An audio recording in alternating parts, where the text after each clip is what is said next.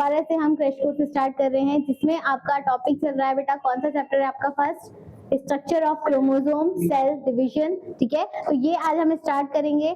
ठीक है बेटा, जो आपका पॉइंट टू पॉइंट आपके जो बुक्स में है, ठीक है, उसके अकॉर्डिंगली चलेंगे, ज्यादा डीपली नहीं पहुंचेंगे। जो आपके बोर्ड्स में आएगा वही हम उसके रिगार्डिंग ही बात करेंगे। ठीक है, ज्यादा डीपली नहीं पढ़ेंगे, पॉइंट जो आपका कोर्स में है उसके रिगार्डिंग ही फोकस करेंगे, ताकि आपका जो बोर्ड्स में क्वेश्चंस आएंगे वही हम प्रिपेयर कर सकें। ठीक है, तो मूव करते हैं यहाँ पर से। तो आप सब लोगों को बेटा चैप्टर का नाम पता है, तो इससे पहले तुम सब लोगों को सेल के बारे में पता होना चाहिए, सेल क्या होता है। ठीक है, तो आप लोगों को सबको पता है कि सेल क्या है, स्ट्रक्चर एंड फंक्शनल यूनिट है किसकी? ऑल द लिविंग ऑर्गेनिज्म की। जितने भी आपके सारे लिविंग ऑर्गेनिज्म है वो किससे मिलके बने? आपके सेल से मिलके बने हैं। सेल आपकी सबसे स्मॉलेस्ट यूनिट होती है, ठीक है, जिससे आपके सारे के सारे जीव जंतु लिविंग ऑर्गेनिज्म मिलके बने हैं। क्लियर यहाँ तक? तो आप सब लोगों को सेल का स्ट्रक्चर पता है बेसिकली। कल मैंने आप लोगों को एक बताया थी एक पॉइंट, आप कैसे डिफरेंशिएट करोगे प्लांट सेल में और एनिमल सेल में, क्या डिफरेंट होता है सेल के अकॉर्डिंगली? अदिति बताना, what is the difference between animal cell and plant cell के बीच में क्या डिफरेंस होता है? बोलो जल्दी, जल्दी बोलो। कौन सी होती है मनीष एक्स्ट्रा लेयर? वो एक सेल वॉल होती है।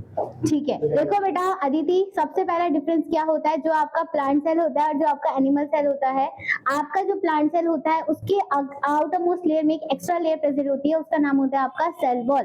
और जो आपका एनिमल सेल होता है उसके पास एक ही लेयर होती है आउटर मोस्ट लेयर, जो होती है सेल मेम्ब्रेन। ठीक है, तो एक्सेप्शन क्या हो गया? आपका प्लांट सेल के अंदर सिर्फ एक ही एक्स्ट्रा मोस्ट लेयर होती है, लेयर जो कि क्या होती है आपकी सेल वॉल होगी, और उसके बाद सेकंड लेयर आएगी आपकी सेल मेम्ब्रेन। ठीक है, बेसिकली ये देखो आपका इस तरीके से हम कॉमनली एक्सप्लेन करने के लिए आपका सेल का स्ट्रक्चर ऐसे बनाते हैं। इसकी आउटर मोस्ट लेयर होती है आपकी बेटा सेल मेम्ब्रेन, जिसे आप क्या बोल सकते हो? प्लाज्मा मेम्ब्रेन भी बोल सकते हो। ठीक है, प्लाज्मा मेम्ब्रेन भी बोल सकते हो। ठीक है, बीच में आपको एक खाली स्पेस दिख रहा है, इस खाली स्पेस का मतलब होता है बेटा ये आपको क्या हो गया? साइटोप्लाज्म हो गया। इस साइटोप्लाज्म का मतलब होता है कि आपका जितना भी फ्लूइड लिक्विड सब्सटेंस प्रेजेंट होता है इस सेल के बीच में, जो कैविटी है फिल्ड है, ये क्या है? आपकी एक फ्लूइड प्रेजेंट होता है, मैट्रिक प्रेजेंट होता है, जिसे हम क्या बोलते हैं? साइटोप्लाज्म बोलते हैं। ठीक है, अब इस साइटोप्लाज्म के अंदर ही बेटा आपके कुछ सेल ऑर्गेनेल होते हैं, वो क्या करते हैं? फ्लूइड करते हैं। इसी साइटोप्लाज्म के अंदर क्या करते हैं? वो बैठे रहते हैं, तैरते रहते हैं। ठीक है, जैसे आपकी ह्यूमन की बॉडी में अदर सेल ऑर्गन्स होते हैं, बॉडी में आपके अलग अलग ऑर्गन है, वैसे ही आपके सेल के खुद के ऑर्गेनल भी होते हैं, उसे हम क्या बोल देंगे? सेल ऑर्गेनल्स बोल देंगे। क्या बोल दोगे उसे? सेल ऑर्गेनल्स बोल दोगे। क्लियर यहाँ तक? अब देखो यहाँ पर मैंने क्या बोली है, आपका कोई भी सेल हो उसकी आउटर मोस्ट लेयर क्या होती है? सेल मेम्ब्रेन होती है, चाहे वो आपकी प्लांट सेल हो चाहे वो आपकी एनिमल सेल हो। बट अगर आपका बेटा प्लांट सेल होगा, ठीक है, तो प्लांट सेल की आउटर मोस्ट लेयर क्या हो जाएगी? आपकी सेल वॉल हो जाएगी। ये सिर्फ आपकी किस में प्रेजेंट होगी? ओनली प्लांट सेल में। क्लियर यहाँ तक? समझ में आ गया? ठीक है, तो ये हो गया आपका डिफरेंस भी हो गया आपका प्लांट सेल में और एनिमल सेल में।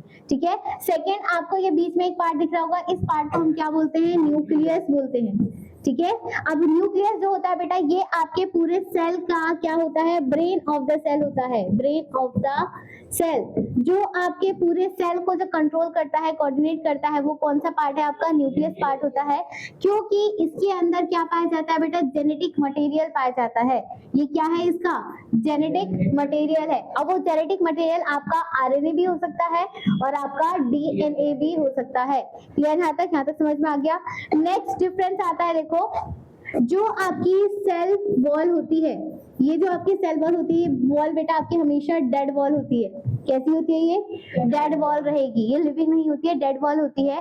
डेड वॉल का मतलब क्या होता है? जैसे आपकी घर की दीवार या कोई भी जो बाउंड्री होती है वो एक जगह पे फिक्स्ड है ना, उसको कोई फर्क नहीं पड़ता, कोई भी आपका अंदर आए कोई भी बाहर आए, किसी भी रूम से या किसी भी घर चीज से। वैसे ही आपका सेल वॉल है, सेल के अंदर कोई भी एंट्री कर रहा है या एग्जिट कर रहा है, इसको फर्क नहीं पड़ता है, वो वॉल कैसी होगी? आपकी डेड वॉल होगी। इसलिए इसकी लेयर को हम क्या बोलते हैं बेटा? Freely permeable, freely permeable membrane होती है ये। क्लियर? फ्रीली परमिएबल मेम्ब्रेन का मतलब क्या होता है आपका? कि यहाँ पर कोई भी आपका एंट्री ले सकता है, कोई भी आपका एग्जिट कर सकता है। क्लियर यहाँ तक? सेकेंड आती है आपकी सेल मेम्ब्रेन। ठीक है। सेल मेम्ब्रेन का क्या काम होता है बेटा? अब जो सेल मेम्ब्रेन है ये आपकी लिविंग वॉल होती है। कैसी होगी ये? लिविंग वॉल होगी। ठीक है, ये आपका मूवमेंट करती है। ठीक है, आपको क्या रखेगी, कोई भी चीज सेल के अंदर किसको एंट्री देनी है, किसको एग्जिट जाना है बाहर की बात, मतलब न्यूट्रिशन की बात हो रही है, तो वो सारा का सारा कौन बताता है? आपका सेल मेम्ब्रेन बताता है। इसकी परमिशन लेके कोई भी आपका एंट्री करेगा, कोई भी आपका एग्जिट करेगा। तो इसलिए इस लेयर को हम क्या बोलते हैं बेटा? Selective permeable membrane. ठीक है, सेलेक्टिव परमिएबल मेम्ब्रेन बोलो या फिर सेमी परमिएबल मेम्ब्रेन बोलो, दोनों का यही काम है। क्लियर यहाँ तक? कुछ पूछना है यहाँ तक अकॉर्डिंगली? समझ में आ रहा है? बीच में आप क्वेश्चन भी पूछ सकते हो। समझ में आ रहा है यहाँ तक? क्लियर? चलिए नेक्स्ट मैं पूछ लेती हूँ फिर। जो आपका बेटा सेल होता है, सेल को डिस्कवर सबसे पहले किसने करा है? Who discover the cell? Robert Hooke ने।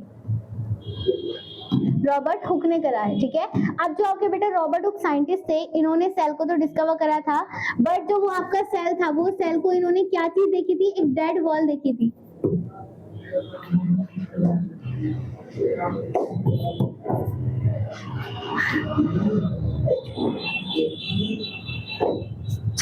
चुप चुप चुप चुप। नेक्स्ट आता है बेटा आपका, जो आपका सेल होता है उसको सबसे पहले किसने डिस्कवर करा था? आपके रॉबर्ट हुक साइंटिस्ट ने। बट जो आपके रॉबर्ट हुक साइंटिस्ट थे बेटा, इन्होंने क्या देखा था? आपके सेल की इन्होंने डेड वॉल को देख लिया था। अभी मैंने आपको बताया कि आपकी डेड वॉल क्या होती है? सेल वॉल होती है। तो बेसिकली इन्होंने जो आपका सेल की माइक्रोस्कोप के नीचे देखा था, वो क्या देख लिया था? सेल वॉल देख लिया था। अब सेल वॉल देखी गई है, तो सेल वॉल किस में होती है? प्लांट सेल में होती है। तो बेसिकली उन्होंने क्या, कौन सा सेल देखा होगा? आपका प्लांट सेल देखा होगा। ठीक है, तो आपका सबसे पहले साइंटिस्ट थे, बट इन्होंने डेड सेल देखा वो। तो इस वजह से आपका क्वेश्चन ये पूछा जाता है कि आपके सबसे पहले सेल किसने डिस्कवर करा है? तो आपके रॉबर्ट हुक ही हैं। और इन्हीं को, रॉबर्ट हुक को बेटा हम क्या बोलते हैं? फादर ऑफ साइटोलॉजी बोलते हैं। साइटोलॉजी वर्ड का मतलब होता है स्टडी ऑफ सेल। ठीक है, तो इसलिए हम इसे क्या बोलते हैं? फादर ऑफ साइटोलॉजी बोलते हैं। नेक्स्ट एक क्वेश्चन आता है, ये तो हो गई आपकी सिंपली फादर ऑफ साइटोलॉजी क्या बोलेंगे। नेक्स्ट हम आती है फादर ऑफ लिविंग साइटोलॉजी। हम किसे बोलते हैं? लिविंग मतलब जो जिंदा सेल जिसने सबसे पहले देखा था, उन साइंटिस्ट का नाम क्या है? Father of modern cytology. बताओ क्या, कौन थे फादर ऑफ मॉडर्न साइटोलॉजी? कौन है? ल्यूवेनहुक। ठीक है, ल्यूवेनहुक साइंटिस्ट है आपके, जिन्होंने सबसे पहले आपका लिविंग सेल को देखा था, और इसलिए इनका नाम क्या है? आपका फादर ऑफ लिविंग साइटोलॉजी। अगर क्वेश्चन पूछा जाता है कंप्लीटली ये फादर ऑफ मॉडर्न साइटोलॉजी या फिर लिविंग साइटोलॉजी या फिर लिविंग सेल, कुछ भी बोल सकते हैं, तो आप क्या बोलोगे? ल्यूवेनहुक बोलोगे। ठीक है, क्योंकि इन्होंने जब आपका मेम्ब्रेन देखा था, तो बेटा वो क्या देखी है? इन्होंने सेल मेम्ब्रेन को देखा। और सेल मेम्ब्रेन सबसे आउटर मोस्ट लेयर कौन सी पाई जाती है? आपकी एनिमल सेल में पाई जाती है। तो बेसिकली इन्होंने जो आपके सेल की स्टडी करी है, वो किसकी करी है? आपकी एनिमल सेल की करी है। यहाँ तक समझ में आ गया? ये था तुम्हारा सेल का इंट्रो। अब सेल के ऑर्गेनेल के नाम मैंने तुम्हें कल बताए थे कि कौन कौन से सेल के ऑर्गेनेल पाए जाते हैं। ल्यूवेनहुक पूछ सकती हो तुम मुझसे बीच में। ठीक है, अब बताओ मुझे कौन कौन से सेल ऑर्गेनेल होते हैं? बेसिकली एक दो के नाम बता दो मुझे। सबसे पहले आपके बेटा एंडोप्लाज्मिक रेटिकुलम आप सब लोगों ने पढ़ा होगा। ठीक है, एंडोप्लाज्मिक रेटिकुलम आपका एक सेल ऑर्गेनेल होता है। देन होता है आपका बेटा राइबोसोम्स। ठीक है, नेक्स्ट माइटोकॉन्ड्रिया,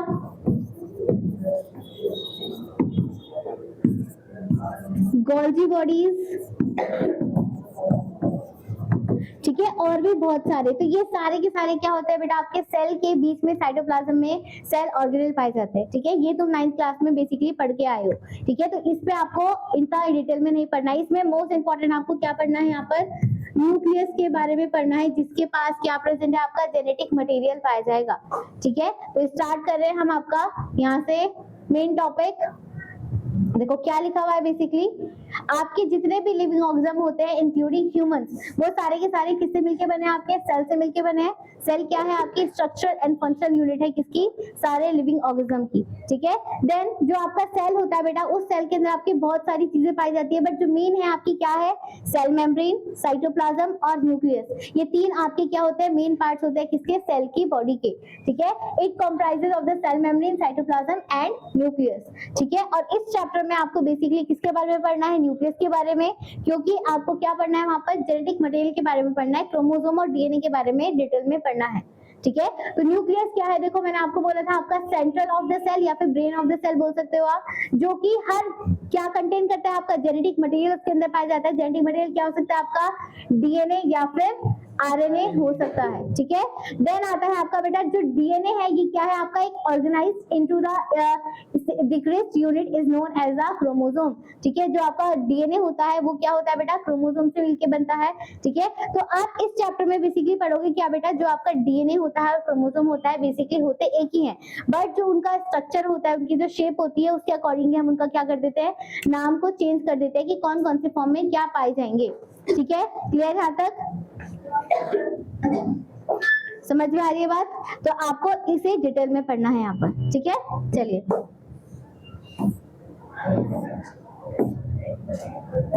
तो मेन स्टार्ट कर रहे हैं हम सबसे पहले बेटा आपका क्रोमोसोम, ठीक है। कल मैंने आप सब लोग को स्ट्रक्चर बताया था कि क्रोमोसोम कैसे बनता है, डीएनए कैसे बनता है, बताया था या नहीं? बताइए जल्दी। बताया था, ठीक है। तो मैं यहाँ पर डायग्राम बनाती जा रही हूँ, उसका नाम तुम लोग बताओगे कि क्या हम किसे क्या बोलते हैं, क्लियर? चलिए तो आप सब लोगों का बेटा बेसिकली अगर ये न्यूक्लियस है, इस न्यूक्लियस के अंदर आपको इस तरीके का स्ट्रक्चर मिलता है आपका। तो ये जो आपका बिल्कुल कंडेंस फॉर्म बेटा जो बिल्कुल गुच्छे की जैसे एक जगह पे फैला हुआ इकट्ठा हो रखा है, तो इस वाले स्ट्रक्चर को हम क्या बोलते हैं? ये बता दो मुझे। Chromatin fibre. क्या बोल देंगे इसे? क्रोमैटिन फाइबर्स बोल देंगे, ठीक है। तो जब आपका डीएनए, आप एक बार बताओ मुझे, जो आपका सेल है, सेल क्या होता है? आपका सबसे स्मॉलेस्ट यूनिट है आप सबके लिविंग ऑर्गेनिज्म की, उसके अंदर आपका न्यूक्लियस उससे भी ज्यादा स्मॉलेस्ट साइज में होगा, ठीक है। तो उसके अकॉर्डिंगली बेटा जो आपका डीएनए होता है ना, वो आपका बेसिकली, अच्छा एक बात बताओ मुझे, जो आपका सेल होता है ना, वो आपका माइक्रोमीटर इन साइज में होता है। माइक्रोमीटर सबसे ज्यादा स्मॉलेस्ट यूनिट होती है, बट जो आपका क्या होता है? न्यूक्लियस, वो सॉरी डीएनए होता है, वो आपका बेसिकली 2 मीटर से 3 मीटर की लेंथ होती है उसकी, ठीक है। तो आपका इसके अकॉर्डिंगली आपका डीएनए का साइज बड़ा है। इस डीएनए के साइज को आप इतने छोटे न्यूक्लियस के अंदर कैसे एडजस्ट करोगे, ठीक है, कैसे वो उस जगह पे फैटा हुआ है, तो उसी को स्ट्रक्चर को आपने पढ़ना है कि आपका डीएनए या क्रोमोसोम किस तरीके से एडजस्ट करके आपके डीएनए के अंदर, सेल के अंदर फिट हो रखा है, न्यूक्लियस के अंदर फिट हो रखा है, क्लियर? तो ये आपकी बिल्कुल क्या हो रखा है बेटा? ये गुच्छा बना हुआ है ना, एक जगह पे इकट्ठा हो रखा है। तो इस फॉर्म को हम क्या बोलते हैं बेटा? कंडेंस्ड फॉर्म बोलते हैं। कंडेंस्ड फॉर्म ऑफ डीएनए या फिर क्रोमोसोम, जिसे आप बेसिकली क्या बोल दोगे? क्रोमैटिन बोल दोगे, क्लियर है तक? देन बेटा बेसिकली क्या होगा? जब आपका सेल डिवीजन होना स्टार्ट होगा, ठीक है, जब आपकी सेल डिवीजन होनी स्टार्ट होगी, तो सेल डिवीजन होते समय आपका क्या होता है? जो आपका एक न्यूक्लियस होता है, ये जेनेटिक मटेरियल होता है, ये धीरे धीरे क्या होता है बेटा? ओपन अप होना स्टार्ट होता है, क्योंकि इसको सेपरेट होना पड़ता है, डिवीजन करना पड़ता है, ठीक है। तो ये अपने आप को क्या करना स्टार्ट कर देगा? डीकंडेंस करना स्टार्ट कर देगा।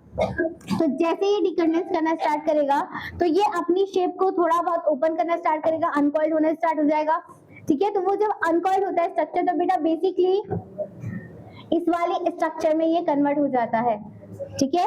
इस वाली स्ट्रक्चर को, इस वाली शेप को हम कंप्लीटली बोलते हैं बेटा क्रोमोसोम, ठीक है। इस शेप में आपका पाया जाता है क्रोमोसोम, ठीक है। अभी भी अगर मैं ये बनाऊं इस तरीके का, आपका कुछ अभी फिक्स रहेगा, ये तो मैंने आपको स्ट्रक्चर बना दिया, बट अभी भी ये कंप्लीटली ओपन अप नहीं हुआ है, थोड़ा बहुत कॉइल्ड है, ठीक है, ऐसे स्ट्रक्चर में, ठीक है। तो ये हो गया आपका क्रोमोसोम, जो कि आपने इस चैप्टर में पढ़ना है कि क्रोमोसोम का स्ट्रक्चर क्या होता है। मैं आपको इसके बाद बताऊंगी कि ये कौन कौन से पार्ट से मिलकर बना है, ठीक है। देन जो आपका बेटा क्रोमोसोम होता है इस चैप्टर में आप पढ़ोगे कि आपकी ये वाली जो शेप है क्रोमोसोम की, ठीक है, बेसिकली सबके क्रोमोसोम की स्ट्रक्चर शेप यही होती है। तो आपकी ये वाली जो शेप होगी सेल डिवीजन के टाइम पे कौन से फेज में जाकर आपको ये वाली शेप दिखती है?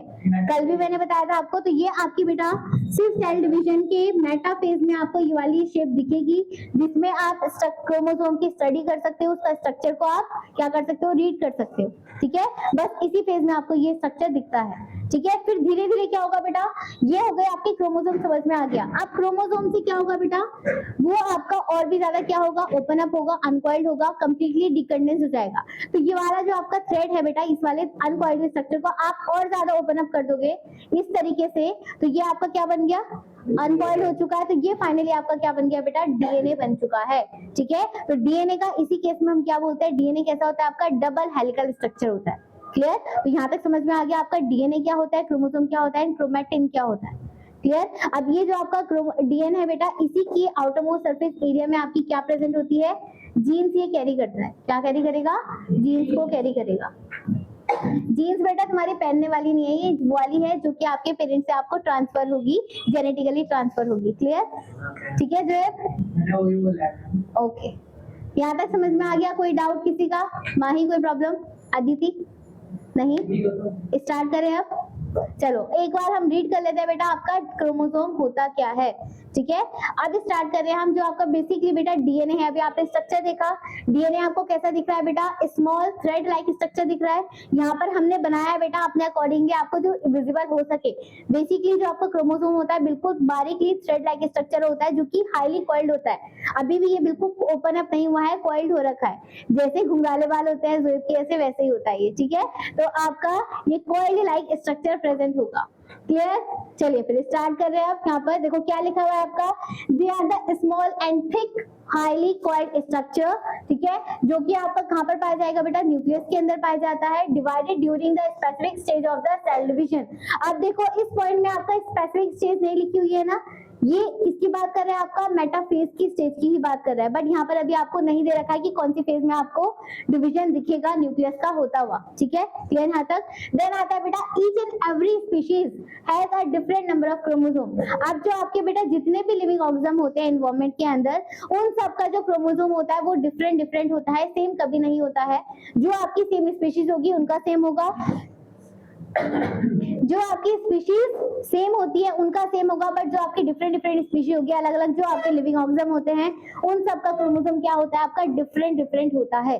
ठीक है, अब इस चैप्टर में हम बेसिकली फोकस करेंगे आपका ह्यूमंस का, ह्यूमन के बारे में, ह्यूमन के सेल के बारे में, और या फिर आपके ह्यूमन के क्रोमोसोम के बारे में। तो बेसिकली बेटा जो आपके ह्यूमंस होते हैं उनकी बॉडी में कितने क्रोमोसोम्स पाए जाते हैं, 46 क्रोमोसोम्स होते हैं। अगर मैं पेयर्स की बात करूं तो कितने पेयर्स हो जाएंगे, 23 पेयर्स हो जाएंगे। ठीक है, और हर पेयर में क्या होता है बेटा, आपके जो 46 क्रोमोसोम है, 46 क्रोमोसोम का हाफ करोगे तो 23 हो जाएगा। तो 23 पेयर्स जो होंगे आपके मदर से आते हैं, 23 पेयर्स आपके फादर से आते हैं। ठीक है, तो आपके सिंगल सिंगल पेरेंट से क्या आता है, क्रोमोसोम ट्रांसफर होते हैं।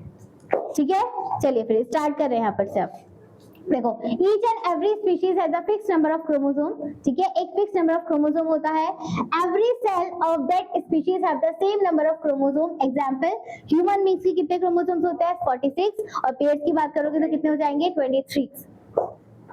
ठीक है, क्लियर है तक, समझ में आ गया। देन फिर आता है आपका, यहाँ पर मैं अब एक एक करके आपको क्रोमोसोम का स्ट्रक्चर बता रही हूँ।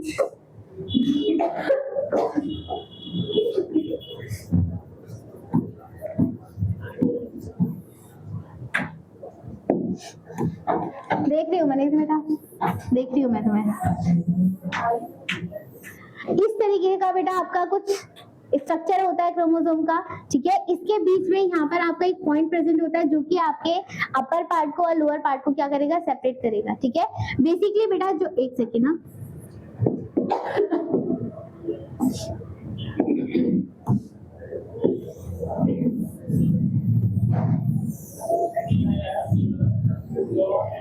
देखो यहाँ पर जो आपका ये ऊपर वाला पार्ट होता है बेटा, इस वाले पॉइंट से ऊपर वाला पार्ट, इस वाले पार्ट को हम क्या बोलते हैं, शॉर्ट आर्म बोलोगे। Short arm. ठीक है, और ये जो नीचे वाला पार्ट होगा इसे आप बोल दोगे लॉन्ग आर्म। ठीक है, बेसिकली जो आपका क्रोमोसोम होता है बेटा, वो आपका एक बीच में सेंटर प्रेजेंट है आपका, इस सेंटर को हम क्या बोल देंगे, सेंट्रोमेयर। सेंट्रोमेयर का मतलब होता है जो आपके अपर आर्म्स को और लोअर आर्म्स को क्या कर रहा है, दोनों को सेपरेट करने का काम कर रहा है, या फिर डिफरेंशिएट कर रहा है। ठीक है, तो ये आपका पॉइंट हो गया वो।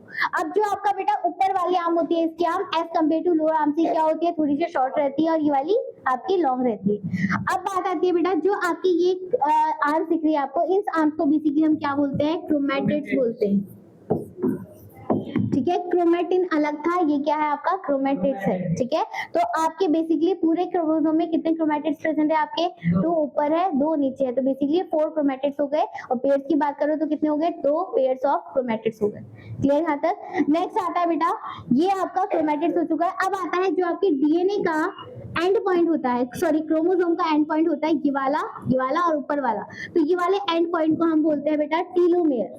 क्या बोलते हैं इसे, telomere. Terminal end of the chromosome को हम क्या बोल देंगे, टीलोमेयर बोल देंगे। क्लियर यहाँ तक। देन आता है बेटा आपका जो आपका ये क्रोमोसोम हो चुका है। अब इस क्रोमोसोम के अंदर आपकी 2 क्रोमेटिड दिख रहे हैं आपको, तो ये वाली क्रोमेटिड और ये वाली क्रोमेटिड एक दूसरे की क्या होती है, होमोलोगस होती है।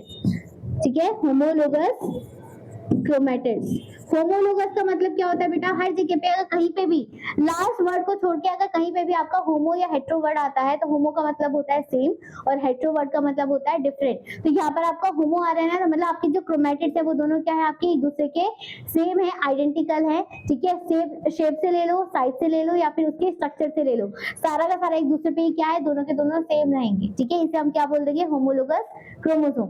अब जो होमोलोगस क्रोमोसोम है बेटा, इसका एक और नाम हो सकता है, उसे हम क्या बोल सकते हैं, सिस्टर क्रोमेटिड्स भी बोल सकते हैं। सिस्टर क्रोमेटिड्स मतलब क्या होता है, एक दूसरे के क्या है, आइडेंटिकल है। क्लियर यहाँ तक, समझ में आ गया। देन आता है बेटा, अगर मैं इसके बगल में ही दूसरा क्रोमोसोम बना दिया यहाँ पर मैंने, ठीक है, अब इन दोनों को एक साथ देखूं मैं, तो इसका मैंने एक ही वाला क्रोमेटिड फाइबर ले लिया और इसका ये वाला क्रोमेटिड फाइबर ले लिया, तो एक दोनों के दोनों एक दूसरे के क्या होंगे, हेट्रोलोगस होंगे ना, क्योंकि अलग अलग क्रोमोसोम्स है। ठीक है, अलग अलग पेयर के हमने क्रोमेटिड्स को लिया है, तो ये दोनों एक दूसरे के क्या ले जाएंगे बेटा, हेट्रोलोगस क्रोमेटिड्स।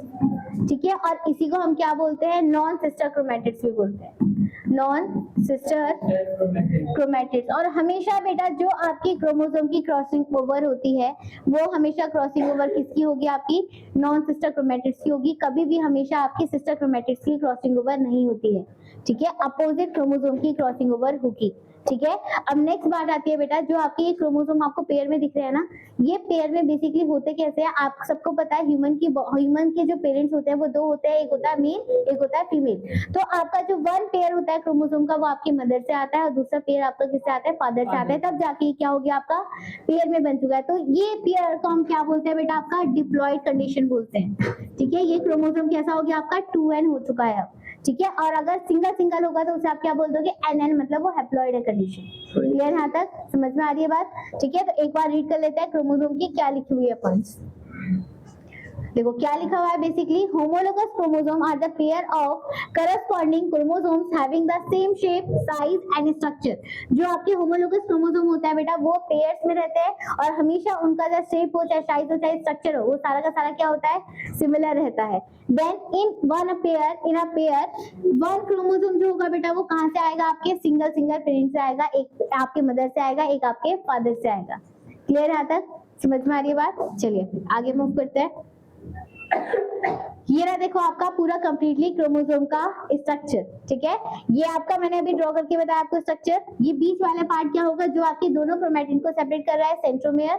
ठीक है, कल भी मैंने आपको एक चीज बताई थी, जो आपका सेंट्रोमेयर होता है बेटा, इसके कभी कभी ना यहाँ पर एक कैप लाइक स्ट्रक्चर प्रेजेंट होता है, जिसे हम क्या बोलते हैं, किनेटोकोर भी बोलते हैं। ठीक है, अभी ये नहीं है तो मैं नहीं बता रही हूँ, कहीं कहीं पे किसी कंडीशन में आपके सेंट्रोमेयर की जगह पे कैप प्रेजेंट होता है, उसे हम क्या बोलते हैं, किनेटोकोर बोलते हैं। क्लियर यहाँ तक। और कहीं कहीं पे जो आपकी क्रोमोसोम की टीलोमेयर है ना, इस टीलोमेयर के ऊपर एक और ऐसा स्ट्रक्चर प्रेजेंट होता है, इस स्ट्रक्चर को हम बोलते हैं सैटेलाइट। क्या बोलते हैं इसे, सैटेलाइट्स बोलते हैं। ठीक है, तो ये आपका सारे पार्ट्स पता चल गया। यही चीज आपकी यहाँ पर लिखी हुई है। देखो सबसे पहले क्या है बेटा, आपका इन न्यूक्लियस के अंदर each chromosome with present in the condensed form consist of the 2 identical cord like structure is called as the chromatids. ठीक है, जो आपके क्रोमेटिड्स इनकी बात हो रही है। ठीक है, आपके 2 आइडेंटिकल है, ये ओपन अप होके क्या हो जाता है बेटा, 2 क्रोमेटिड्स में कन्वर्ट हो जाता है। एक आपका ये हो गया, ये वाला, और एक ये वाला हो गया, जो कि आपके अलग अलग पेरेंट से आए हैं आपके। ठीक है, सेकेंड आता है बेटा, each chromatids are joint is a point is called as the centromere. जो आपके दोनों क्रोमेटिड्स एक जगह पे जॉइंट होते हैं, पॉइंट डिवाइड होते हैं, तो उस पॉइंट को हम क्या बोलते हैं, सेंट्रोमेयर बोलते हैं। ठीक है, then the region of either side of the centromere is known as the arms. ठीक है, वो दोनों आर्म्स आपके सेपरेट डिवाइड हो जाएंगे, ऊपर वाला होता है आपका शॉर्ट आर्म और नीचे वाला होता है आपका लॉन्ग आर्म। ठीक है, बड़ी क्लास में बेटा आप ये जो सेंट्रोमियर के अकॉर्डिंगली ना, जो आपका बीच में सेंट्रोमियर है, इसके अकॉर्डिंगली आपके टाइप्स ऑफ क्रोमोसोम्स भी होते हैं। ठीक है, कि अगर आपका सेंट्रोमियर यहाँ से जस्ट थोड़ा मिडिल में बिल्कुल बीचों बीच प्रेजेंट है, मतलब दोनों आर्म्स आपकी इक्वल है, तो उसे हम क्या बोलते हैं, मेटासेंट्रिक क्रोमोसोम बोलते हैं। ठीक है, ये आप बड़ी क्लास में पढ़ोगे। ठीक है, अभी मैं नहीं बता रही हूँ। तो ये आपके टाइप्स ऑफ क्रोमोसोम भी पाए जाते हैं आपके। ठीक है, देन इसे आपने क्या बोल दिया बेटा, क्रोमोमेयर्स बोल दिया। अब इस क्रोमोसोम के अंदर आपको कंडेंस फॉर्म में कोई लाइक स्ट्रक्चर दिख रहा है, ये जो आपका कोई लाइक स्ट्रक्चर है इसे हम क्या बोलते हैं, डीएनए बोलते हैं। क्रोमोसोम के जस्ट अंदर आपका क्या प्रेजेंट है, अनकॉइल्ड स्ट्रक्चर डीएनए प्रेजेंट है। ठीक है, इसे आप ओपन अप करोगे तो ये क्या हो जाएगा, आपका डबल हेलिकल स्ट्रक्चर में कन्वर्ट हो जाएगा। ठीक है, चलिए नेक्स्ट क्या लिखा हुआ है, देखो, the some chromosome having a knob like structure is called as satellite. ठीक है, देखो ये दिख रही है आपको पॉइंट्स, ये जो पॉइंट्स होते हैं आपके, ये तो आपको टेलोमेयर है, इसके जस्ट यहाँ पर ऐसे कुछ पॉइंट्स प्रेजेंट होते हैं, उसे हम क्या बोलते हैं, आपके सैटेलाइट्स बोलते हैं। ठीक है, then protecting the covering at the ends of chromosomes are called as the telomere. Telomere का क्या काम होता है, जाके आपके क्रोमोसोम क्या हो जाए बेटा, प्रोटेक्ट रहे, उनकी आउटरमोस्ट लेयर जो बाउंड्री क्या हो जाए, आपकी ब्रेक डाउन ना हो जाए, तो उसको प्रोटेक्ट करने का काम किसका होता है, आपका टीलोमेयर का होता है। ठीक है, नेक्स्ट आता है each chromosome consist of the one long DNA strands. ठीक है, हर क्रोमोसोम के पेयर के अंदर एक एक डीएनए की स्ट्रैंड प्रेजेंट होती है। ठीक है, तब जाके वो क्या बनता है बेटा, डबल हेलिकल स्ट्रक्चर बनता है। ठीक है, ये आपका स्ट्रक्चर दिख रहा है, एक सिंगल डीएनए की स्ट्रैंड इसके पास होगी, एक सिंगल डीएनए की स्ट्रैंड इसके पास होगी। जब उसे आप ओपन अप करोगे तब वो क्या हो जाएगा, आपका डबल हेलिकल स्ट्रक्चर बन जाता है। क्लियर है तक? ठीक है, तो क्या लिखा हुआ है, each chromosome consist of the one long DNA molecules associated with the many proteins. ठीक है, अब यही चीज तुम्हें पढ़ना है यहाँ पर, जो आपका डीएनए होता है बेटा, डीएनए जो होता है, आपको मैंने बोला कि वो आपका उसका साइज बहुत बड़ा है। ठीक है, तो उसको आप न्यूक्लियस के अंदर किस तरीके से फिक्स करते हो, तो उसको फिक्स करने के लिए बेटा आपको कुछ प्रोटीन की जरूरत पड़ती है। उस प्रोटीन में क्या होता है, आपका डीएनए रैप्ड अप होता है। ठीक है, उसके अंदर लिपट जाता है ताकि वो फिक्स अप हो जाए, न्यूक्लियस के अंदर फिट हो जाए, तब जाके वो क्या होता है बेटा, कंप्लीटली आपके न्यूक्लियस के अंदर फिट हो जाता है। तो इस चैप्टर में हम नेक्स्ट क्लास में ये पढ़ेंगे, आपका जो डीएनए है वो किससे मिलकर बना है, और वो जो डीएनए होता है वो हिस्टोन प्रोटीन में कैसे आपका रैप्ड अप होता है। ठीक है, नेक्स्ट क्लास में हम ये पढ़ेंगे। Then the complex of DNA and the protein is called as a chromatin. वही चीज आ गई, जो आपका ये डीएनए होता है, ये कंडेंस फॉर्म होती है, तो इसे आप क्या बोल दोगे, क्रोमैटिन बोल दो। ठीक है, क्लियर यहाँ तक? देन आता है आपका जो क्रोमैटिन मटेरियल होता है बेटा, वो दो चीज से मिलकर बनेगा, आपका डीएनए से और आपके कुछ प्रोटीन से, जिससे आपका डीएनए क्या हो जाएगा, रैप्ड अप हो जाएगा।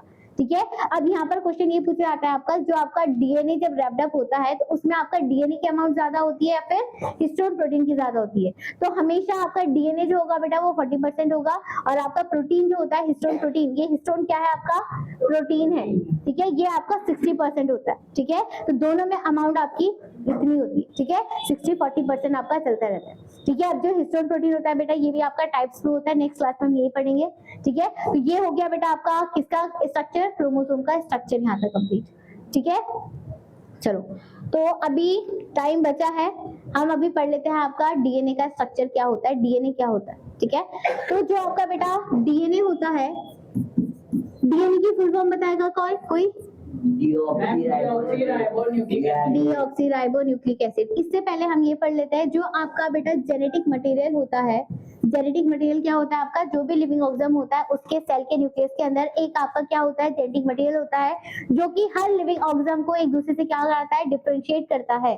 ठीक है, आप और कोई भी जो पर्सन होगा वो अपने आप को कैसे डिफरेंशिएट करेगा, डीएनए किसी जेनेटिक मटेरियल के बेसिस पे। तो बेसिकली पूरे यूनिवर्स में, पूरे लिविंग ऑर्गेनिज्म में आपके दो तरीके के जेनेटिक मटेरियल होते हैं, एक होता है आपका बेटा आरएनए और दूसरा होता है आपका डीएनए।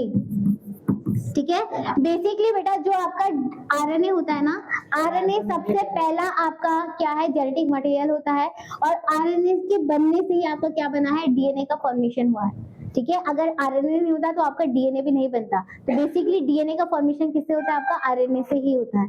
ठीक है, तो आपका जो आरएनए की फुल फॉर्म होती है बेटा, वो क्या होती है आपकी, ribose nucleic acid, ribonucleic acid. ठीक है, और जो आपकी डीएनए की फुल फॉर्म होती है वो क्या होती है आपकी, डीऑक्सी राइबो न्यूक्लिक एसिड। ठीक है, राइबोन्यूक्लिक एसिड, राइबोन्यूक्लिक एसिड, और डीऑक्सी में आगे बस डीऑक्सी लग जाएगा और पूरी पूछिए वही से रहती है। ठीक,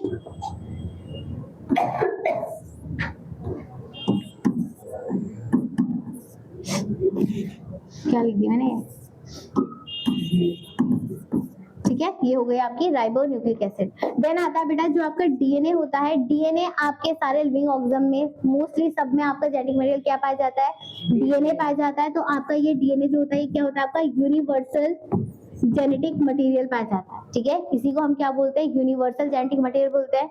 बेसिकली एग्जांपल अगर पूछा जाए तो आपकी जितने भी प्लांट्स हैं, ठीक है, जितने भी एनिमल्स है आपके इंक्लूडिंग ह्यूमंस को लेके, ठीक है, उन सब में आपका जेनेटिक मटेरियल क्या होता है, आपका डीएनए होता है। ठीक है, नेक्स्ट आता है जो आपका आरएनए होता है, ये किसमें पाया जाएगा, तो आपके कुछ ऐसे बैक्टीरिया वायरसेस होते हैं जिनके अंदर आपका जेनेटिक मटेरियल क्या होता है, आरएनए होता है। बट सम वायरसेस, सब में भी बात नहीं कर रही हूँ मैं, कुछ की बात कर रही हूँ। ठीक है, तो सम वायरसेस के अंदर आपका क्या पाया जाता है बेटा, जेनेटिक मटेरियल आरएनए पाया जाता है। ठीक है, अब क्वेश्चन ये आता है, बोलो। मैम सम वायरसेस में कोरोना भी आता है? जी बिल्कुल जी। नेक्स्ट आता है बेटा आपका बेसिकली दोनों में डिफरेंस क्या है, क्यों आपका जब सबसे पहले आरएनए जेनेटिक मटेरियल पाया गया था तो आपका आरएनए क्यों नहीं होता है, आपका यूनिवर्सल जेनेटिक मटेरियल डीएनए क्यों होता है। तो इसमें कंडीशन ये होती है बेटा, आपका डिसएडवांटेज ये होता है आरएनए का, जो आपका आरएनए होता है ना, ये आपका मल्टीप्लिकेशन जल्दी करता है। ठीक है, इसकी रेप्लिकेशन पावर ज्यादा होती है। ठीक है, और ये बेसिकली क्या कर देता है, म्यूटेशन कर देता है। ठीक है, इस वजह से ये क्या है, आपका जेनेटिक मटेरियल आरएनए नहीं है किसी भी बेसिकली लिविंग ऑर्गेनिज्म का। ठीक है, किस किस का, प्लांट्स एनिमल्स इनका, क्योंकि ये आपका रेप्लिकेशन जल्दी करेगा।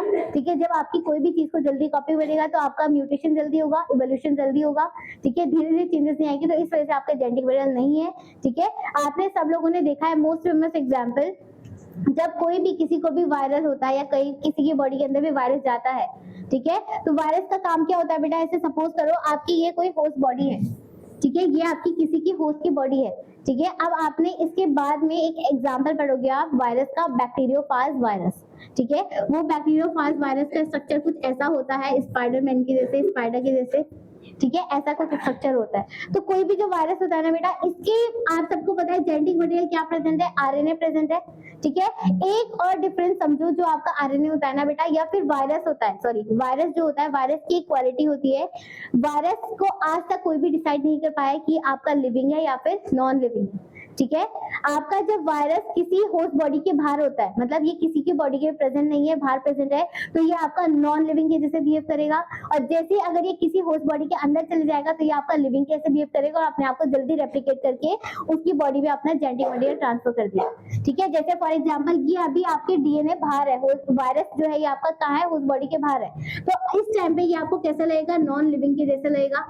ठीक है, बट जैसे ये इस बॉडी के अंदर बैठा तो ये आपका कैसा हो गया, लिविंग हो गया, और इसने क्या कर दिया, इस बॉडी के अंदर अपना जेनेटिक मटेरियल ट्रांसफर कर दिया, जो कि क्या था, आपका आरएनए था।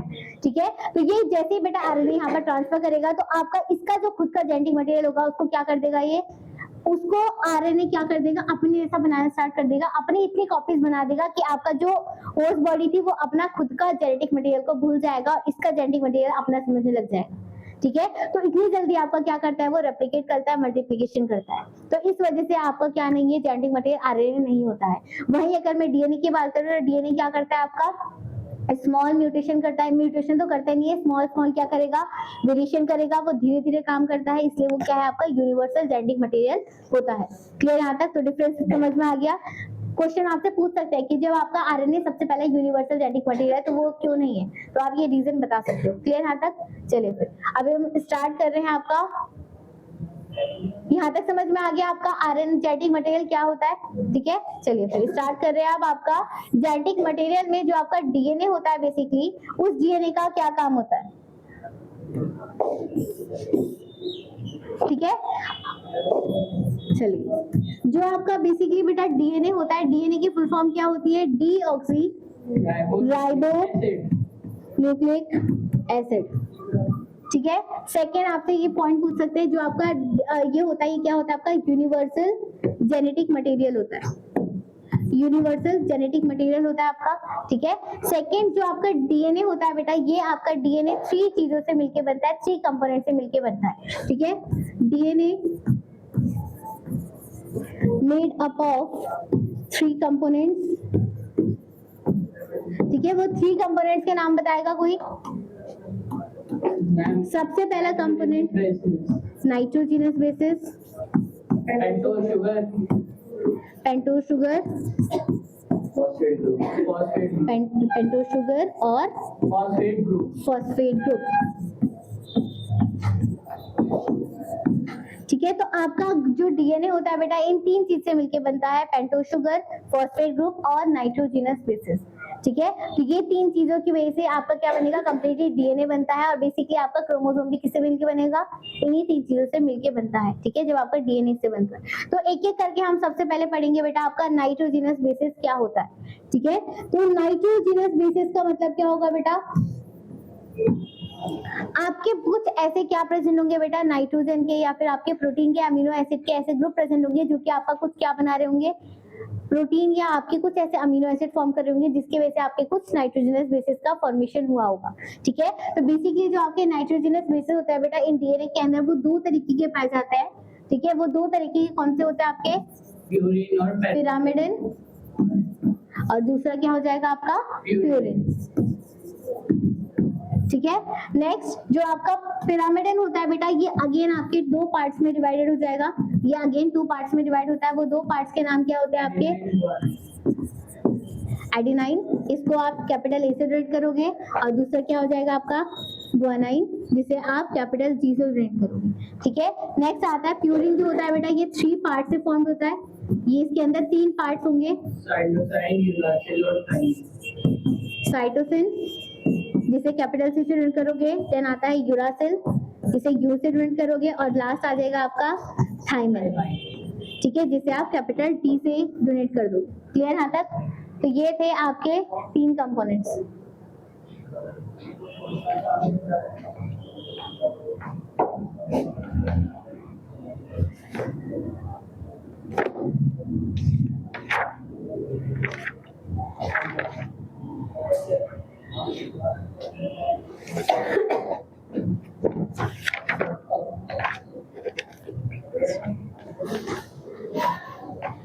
बेसिकली बेटा यहाँ पर मैंने मिस्टेक कर दिया हेडिंग में, जो आपका प्यूरिन होता है पिरामिडन होता है उसमें आपका थोड़ा डिफरेंस आ जाएगा। ठीक है, जो आपके दो पार्ट्स होते हैं ये कौन से होते हैं आपके, प्यूरिन होंगे। ठीक है, और जो आपके पिरामिडन होते हैं वो कौन से होते हैं आपके, थ्री पार्ट्स में डिवाइडेड होते हैं। ठीक है,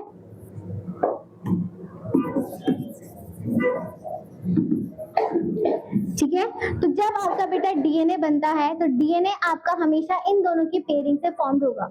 ठीक है, जब आपका आप सब लोगों ने डीएनए का स्ट्रक्चर देखा है, आपका डीएनए का स्ट्रक्चर बेटा कुछ इस तरीके से होता है, डबल हेलिकल स्ट्रक्चर होता है। ठीक है, अभी मैंने आपने पीछे देखा था जब हमने क्रोमोसोम को और अनकॉइल करा तो आपके इस तरीके से दो पेयर्स आपको दिखे थे। ठीक है, तो ये दो पेयर्स को हम क्या बोलते हैं, डीएनए डबल हेलिकल स्ट्रक्चर है, डबल हेलिकल स्ट्रक्चर। ठीक है, तो डबल हेलिकल स्ट्रक्चर में बेटा जो आपका ये बीच में आपको दिख रहा है ना स्ट्रक्चर, यहाँ पर आपके प्रेजेंट होते हैं क्या, नाइट्रोजनस बेसिस। ठीक है, नाइट्रोजनस बेसिस यहाँ पर आपके पाए जाते हैं, तो इस वजह से आपका जो डीएनए का स्ट्रक्चर होता है उसे हम क्या बोलते हैं, लैडर लाइक स्ट्रक्चर भी बोलते हैं। ठीक है, क्या बोलते हैं इसे, लैडर लाइक स्ट्रक्चर। ठीक है, ये आपके क्या प्रेजेंट है, नाइट्रोजनस बेसिस प्रेजेंट है। ठीक है, अब जो आपके बेटा नाइट्रोजनस बेसिस है प्यूरिन और पिरामिडन, ये हमेशा अपोजिट पोल से, अपोजिट क्या होता है बेटा, प्यूरिन हमेशा बॉन्ड बनाएगा आपका पिरामिडन के साथ और पिरामिडन हमेशा बॉन्ड बनाएगा प्यूरिन के साथ। कभी भी सेम नाइट्रोजनस बेसिस अपना बॉन्ड नहीं बनाते हैं। ठीक है, तो यहाँ पर आपको बॉन्ड्स याद रखने हैं, वही हमेशा सेम रहते हैं, कभी चेंज नहीं होते।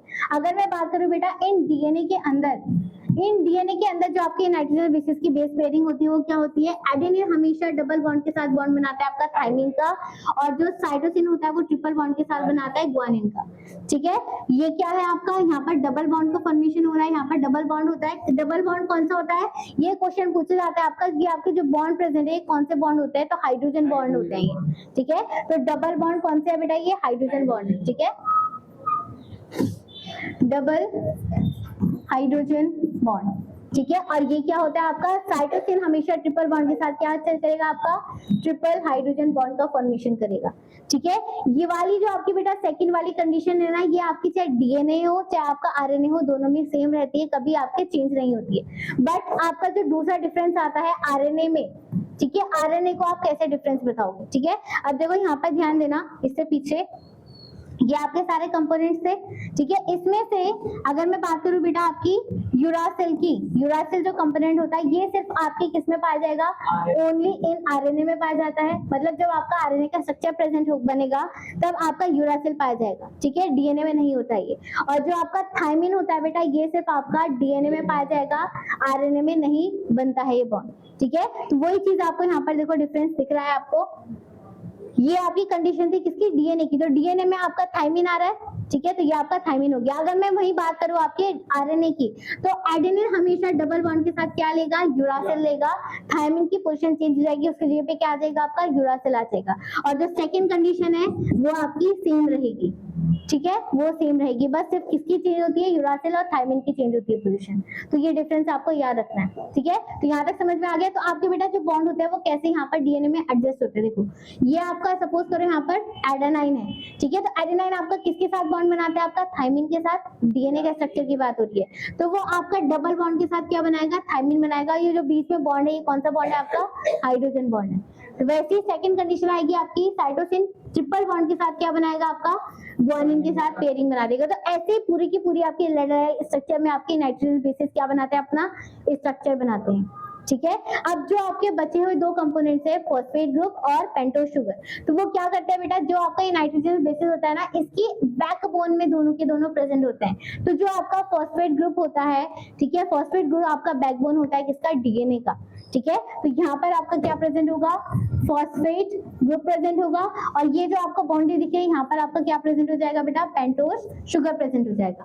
पेंटोज शुगर से समझ में आ रहा है, पेंटोज का मतलब क्या होता है, 5 कार्बन का शुगर। जो 5 कार्बन के स्ट्रक्चर से जो बना होगा वो कौन सा होगा आपका, पेंटोज शुगर। तो देखो यहाँ पर स्ट्रक्चर में प्रेजेंट हो रहा है, आपको काउंट भी कर सकते हो, यहाँ पर 5 कार्बन आ रहे हैं, ठीक है, इसलिए हम इसे क्या बोलते हैं, पेंटोज शुगर बोलते हैं। तो आपके हर बॉन्ड के पास ऐसे ही इधर से प्रेजेंट होगा, ऐसे इधर से प्रेजेंट होगा। तो ऐसे आपके पेंटोज शुगर और फॉस्फेट ग्रुप क्या होता है, डीएनए से अटैच रहते हैं, ठीक है। तो समझ में आ गया आपका डीएनए कैसे मिलके बनता है, ठीक है। तो आज मैंने जो ये समझाया आपको, कल हम इसका थ्योरेटिकल पोर्शन पढ़ेंगे, फिर हम स्टार्ट करेंगे बेटा आपका मेन टॉपिक सेल डिवीजन क्या होता है, क्लियर, ठीक है। बेसिकली पढ़ना तो आज ही था वो, चलो ठीक है। तो कल स्टार्ट करेंगे हम आपका क्या बेटा, सेल साइकिल। और उससे पहले हम थोड़ा डीएनए का इंट्रो पढ़ लेंगे, ठीक है, क्या होता है। और एक टर्म आपकी बची है, जीन क्या होता है, ठीक है। तो कोई प्रॉब्लम, कुछ क्वेश्चन पूछना है बताइए, कुछ पूछना हो। कल से मैं क्या करूंगी बेटा, जो आपका जितना मैं टॉपिक पढ़ा चुकी हूँ जैसे आज आपका एक टॉपिक हो चुका है, तो आज के रिगार्डिंग मैं आपका स्टार्टिंग में कुछ क्वेश्चंस लेके आऊंगी एमसीक्यू, वो आपसे जब आंसर पूछ जाएंगी देन आगे हम आगे टॉपिक में पढ़ेंगे, ठीक है। उसके पहले हम क्वेश्चन पूछे जाएंगे, ठीक है, या फिर आपके रिगार्डिंग जो बोर्ड्स में इसके रिगार्डिंग क्वेश्चन आ रखे होंगे पहले हम वो करेंगे, ठीक है, फिर आगे मूव करेंगे। तो इस तरीके से तुम्हें पता भी चल जाएगा सिलेबस वाइज कि कैसे आपके क्वेश्चन आ रहे हैं, क्लियर, ठीक है। तो आज आपका होमवर्क है, जितना ये टॉपिक हुआ है, ठीक है, करा है हमने, वो आपका सारा का सारा पढ़ के आओगे, ठीक है, जोएब ध्यान से, ठीक है। और अभी मैं तुम्हारी जो बुक है उसके अकॉर्डिंगली मैं तुम्हें क्वेश्चंस अभी दे रही हूँ, वो पढ़ के आओगे, एमसीक्यू हो चाहे थ्योरेटिकल हो, उतना पोर्शन का जितना मैं आज पढ़ा चुकी हूँ, ठीक है। तो रोज आपका ऐसे ही चलेगा, ठीक है। तो अगर कुछ डाउट है, कुछ क्वेश्चन पूछना है तो बता दो।